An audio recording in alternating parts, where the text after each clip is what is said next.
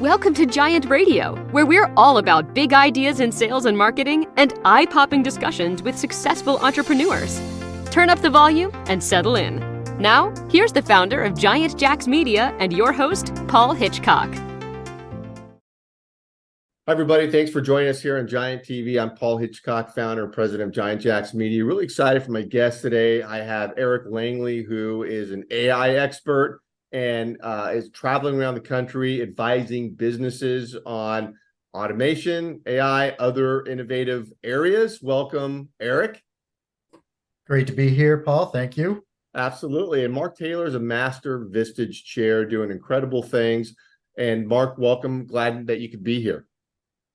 Thank you. I'm happy to be here.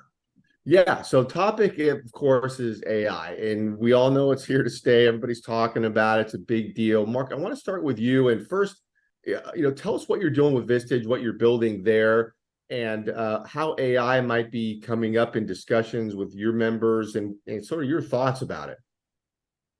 I'm in New York City, and I work with about 7 groups, so about 120 plus members. That's all? Yes, that's it.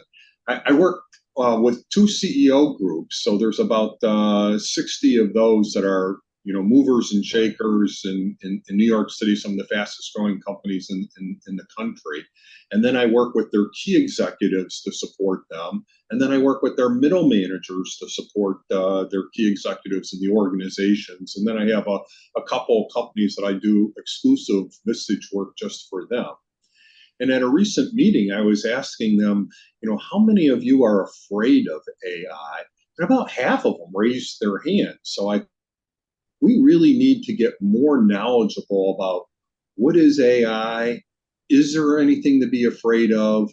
And as I know from previous conversations with you, Eric, how can we leverage this AI to enhance our business, either cut costs or increase sales?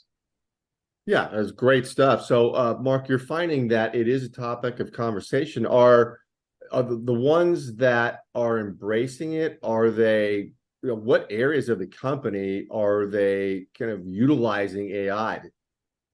Well, what I've encouraged everyone to do is to at least get a subscription to ChatGPT and start playing with it personally so that they can get familiar with it. So yeah.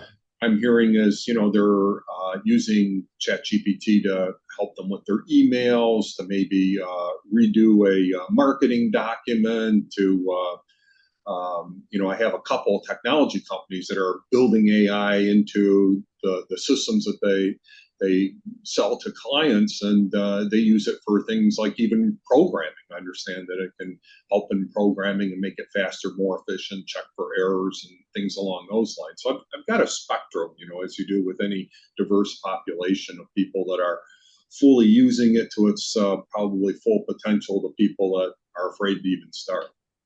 Do you find that at your member companies, the champion of this effort is the owner, the CEO, or is there somebody else within the company that's doing it?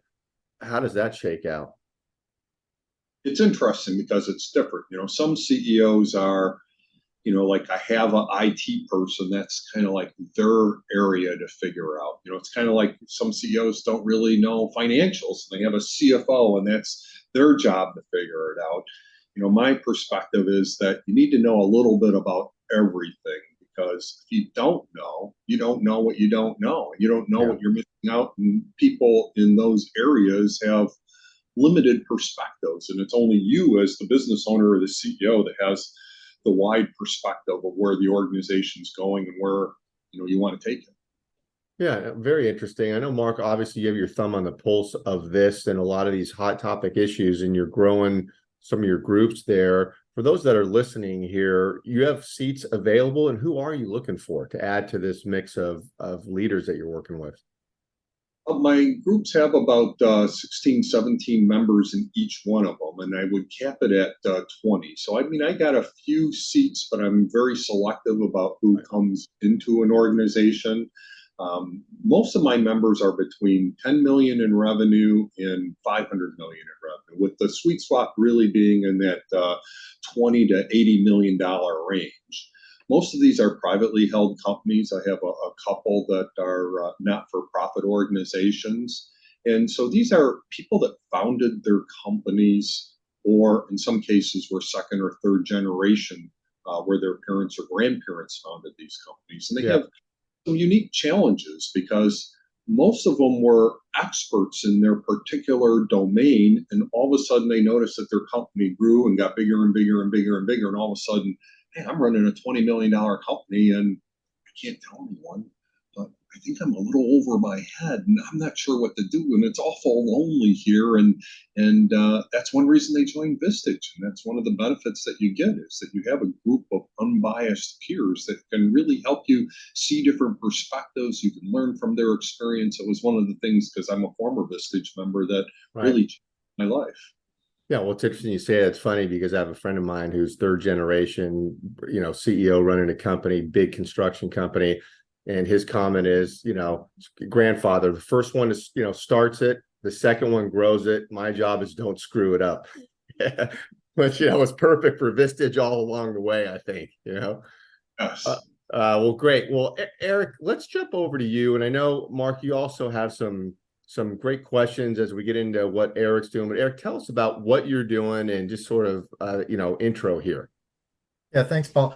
What Mark said about, the business leaders, the CEOs, and understanding, the kind of like where the ecosystem is nowadays.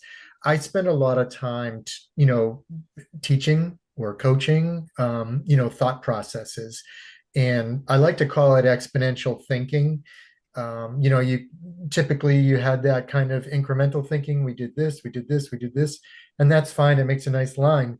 But if you can make a mind that goes like this, and part of that is AI, right? So AI has that capability to give us exponential improvements. So the thought process is the driver behind that. Yeah. And so when you're going in, Eric, what is your first sort of foray when you're talking to companies? How are you guiding them, or what's going on initially? Yeah. I mean, Paul, I really want to know where they want to go. I mean, so like the destination becomes, the driving force. So most companies that are actively growing and seeking to grow have at least a strategic plan. Maybe they're in EOS or something like that, and they've got a destination in mind. So I really want to, determine what that is.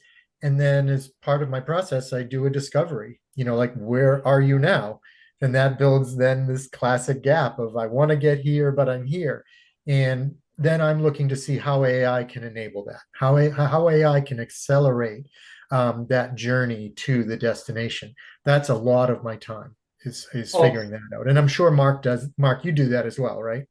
Yeah, but I want to slow it down just a little bit here because, some people in our audience, we're throwing these words like AI, which I know stands for artificial intelligence, but in simple terms, like Vince Lombardi used to start out saying, this is a football. In simple terms, what is AI and why is it relevant to small business owners? Yeah, I mean, I think the easiest way to think about AI is that if you had a young child or a baby, that you're teaching what different fruits are, apple, banana, grape, and the child learns those things. AI is basically doing the same thing in the digital world. And then when you have a box of mixed up apples, bananas, and grapes, AI can sort those out and put them into little piles. And that's no different than it can do with language or video or images. It takes all these concepts and then divides them out and gives you a return. And that's the beauty of ChatGPT and generative AI, is that it can create the things that we're asking for because it knows what they are, if that makes sense. Yeah, it makes sense, but maybe you can give some examples that would be relevant to small business owners. Yeah, I think the easiest way to consider this from a small business owner is like, what area of your business do you want to improve? So if you have sales and marketing that you want to improve on, well, then content is going to be an area that you're going to be creating information. But if you're trying to improve your operations and that's your constraint in your business, where we're not able to deliver, So you might use some AI that is like machine learning that is going to improve productivity, or maybe even a manufacturing production line by analyzing what is happening and then improving that process. So there's a lot of different opportunities to use AI in those ways. Uh, and what would you say are some of the key components of a successful AI strategy? Oh gosh. So, I think that the number one key component is leadership buy-in and people buy-in. So what ends up happening is that change management becomes a big driver of success of AI programs. So leadership has bought in. You mentioned the CEO, not just saying, hey, my IT guy is doing this. Everybody comes together as a team to build out those systems. That has huge value. If you look at the studies that Bain and McKinsey have done, initiatives or transformation initiatives fail when there isn't buy-in from leadership and people. So that's the most important success factor. The technical aspects are very, very small sliver of the challenge. But if I'm an employee, I might be afraid of this AI taking over my job, or that I'm going to get laid off as a result of the boss, wanting to implement it. I mean, should I be afraid? Yeah, that is a concern, I think, if you are not growing and developing. And in the beginning, what AI is going to allow you as that employee to do is do your job more efficiently. The word we use is augmentation. So augmentation means that AI is helping me do my job faster. The way that I like to term it is it takes me from doing mindless work to doing meaningful work. So if my repetitive tasks can be automated and I can focus on my highest use, I'm going to be much more satisfied as an employee and a productive person in the organization and in society in general. So I think they're valid thought processes, but I think the reality is that it's going to allow us to be much better at what we do. Yes, I was talking last week with a marketing executive that has fully embraced AI and was talking about exactly that, how much it has helped his business to become more efficient, to reach out to a bigger client base and to serve more clients. So I think that it's the growth mode and the augmentation are the perspectives to take a look at. So, Yeah. what do you think are some of the common challenges that small businesses face when they're implementing AI, and how can they overcome them? Yeah, one of the things that comes into play is there's so many opportunities for improvement. The AI literally is going to touch every area of business. McKinsey did a study released in the summer that in all industries, 25% of work is automatable. That is a huge number. So where do you start becomes an issue. And we Uh, generally look for, in the beginning, things that are easy to implement and get a big impact, AKA low-hanging fruit, right? So you want to do those things that are easy. And then as time goes by, you get a couple of those quick wins, and then you do things that are maybe a little bit more complex, but have maybe even a broader or a more foundational impact. But starting definitely with easy and big impact. Yeah. So, how can like a business owner measure the return of an investment from investing in one of these initiatives? Can you give an example of how it helped somebody? Yeah, you can see I'm excited about this question because this is really my favorite question. And the way I frame this is this way. Let's say you do customer satisfaction survey, and maybe it's a scale of 1 to 5, and your company rates a 4.1. And maybe you even had it done by a third party and they say you're a 4.1. What does it take to move the needle to 4.2? And what is the return on investment of that? And once you determine what that number is, then you can make an initiative that moves the needle, and now you have a return on investment. That might be personalization with AI. It may be just staying in touch. I mean, there's a lot of different ways you can do that. But that's the easiest way, I think, is to get something a metric that means something to you, and then move that metric. Very interesting. Can you share any case studies of where you implemented it specifically and it's had a certain amount of a return on investment? Yeah, those are the when you're generally looking at those are typically the low-hanging fruit comes from like streamlining operations and reducing man hours of doing things. So one of the case studies that comes to mind is a learning platform where assessors or teachers are reading essays that come in from students. And I actually got a kick out of this because I was at the airport the other day, and this you could tell he was a teacher had a bunch of paper on the table, and I was like, "Old school, huh?" He goes, "Yeah, this is what I do." But in that instance, we took all those essays and took the teacher's rubric, which is how they score their essays, and applied AI to read that and then apply that rubric to that, and actually using the teachers in conjunction with the AI to grade them and then teach the AI as they're grading them. That's a powerful tool. That saved literally hundreds of man hours in that process. So my adult son has been a teacher for 20 plus years, and his concern is all the kids using AI. Can he use an AI bot to tell whether or not the article or the essays were written by an AI? Yes. So the AIs are having this battle right now, and the AIs that write the stuff are learning how to defeat the bot that is reading it.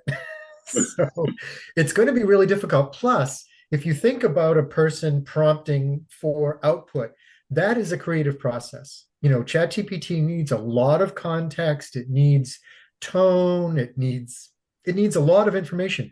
You are creating the document when you're doing it, and you're also editing that document. So yeah, it's helped by AI to give you a foundation, but then you go in and I don't know if you've ever heard of Thomas Kincaid. He had the Painter of Light. He Yeah. had the paintings that were very beautiful, nature scenes and what do you Streams and call it? puffy Little clouds. Yeah. houses in the forest. Yeah. Well, he had a team of painters that painted those, and then he came in and did, like the highlights, and you had a Thomas Kincaid paint. Sold for $40,000 at your Right. local gallery. So very similar, but the value is there, right? You're doing that as the person. So I think learning is going to fundamentally change, and the way we assess learning is going to change. Got it. But it brings to mind, what are the ethical considerations that we should keep in mind when we're implementing AI? Gosh, I mean, you've got everything from security to proprietary customer data and having them out in the public. I think the main thing with those is that they need to be addressed somewhere in the design process. Matter of fact, I have 7 attributes that I use for selecting whether AI is even viable for this situation. And one of them is, does it pass an ethical test? Are we going to get what we need from this ethically? Yes. Now, we've talked that we want to offer a strategic meeting actually with you to help any of my members or any candidates that might be a prospect for a Vistage group, an AI strategy meeting. Can you share a little bit more about what that would be like? Yeah, the strategy sessions are really great. And I think that when you think about the definition of a strategy session, it's pulling away from your business and start to take a look at a high level of what is possible. So if we spend 45 minutes with a member or a prospective member talking about what is possible in their business at a high level, that is a pretty big value. I mean, you're bringing a resource to the table, and that can literally transform a business owner's entire organization just from one conversation. So I think there's a good bit of value to be created there. Wonderful. Well, thank you for agreeing to do these AI strategy sessions. I'm looking forward to doing some with people. Paul, have you got anything else to add? No, I think it's a great discussion, great questions, Mark. And Eric, always wonderful input. And I want to tell everybody that's listening to this, because we're going to put this out there and stream this to get people just dialed into what this conversation is all about, that get connected to Mark and Eric. Their information is around this video, wherever you're watching this, because we stream it everywhere. And continue to follow us, because we're going to have more on this topic. I want to thank you both for being here. Great. Thank you, Paul. My Thank you pleasure. for Thank you, man. Thank you. Yeah. Thank you, Paul.